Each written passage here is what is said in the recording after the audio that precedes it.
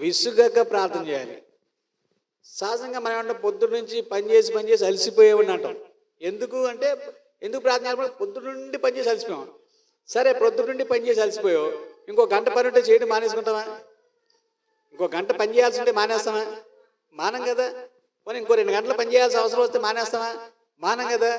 మరి మన పని విషయంలో 1 గంట అయినా 2 గంటలైనా 3 గంటలైనా ఎంత కష్టమైనా మనం పని చేస్తాం. కానీ ప్రార్థన చేయడానికి ఎందుకు ఆ సమయమేమో, ఎందుకు ఆ సమయాన్ని ప్రార్థనకు వెచ్చించాం మనం అంటే ప్రార్థన నీ దృష్టిలో విసుగు కలిగిస్తుంది అనమాట. అందుకే దేవుడు అన్నాడు, విసుగక ప్రార్థన చేయండి. దేవుడు స్తోత్రం చెప్పండి. హల్లెలూయా. విసుగక ప్రార్థన చేయండి. విసుగక చేయాలి ప్రార్థన. అవునా? విసుగక ప్రార్థన. మనం ప్రార్థన చేసినప్పుడు సమాధానం వెంటనే రాకపోతే, లేదా మనం చేసిన ప్రార్థనకి వెంటనే మనం అడిగిన ప్రార్థన మనకి జరగకపోతే చాలామంది విసుగు నూరుకుంటారు.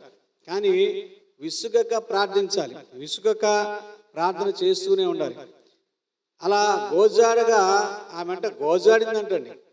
న్యాయం తీర్చే వరకు విడిచిపెట్టకుండా, న్యాయం తీర్చే వరకు వదలకుండా ప్రతిరోజు వచ్చి ఆమె మానకుండా గోజాడింది. కాబట్టి అంత కఠినాత్ముడు, అంత రాతి హృదయం కలిగిన వాడు, మూర్ఖ స్వభావం కలిగిన వాడు, దేవునిని మనుషుడిని లక్ష్య పెట్టిన వాడు ఆయన ఎలాగైనా సరే ఈమెకు న్యాయం తీర్చాలని తన మనసు తొందరపడి న్యాయం తీర్చాడు. దేవుడు స్తోత్రం చెప్పండి.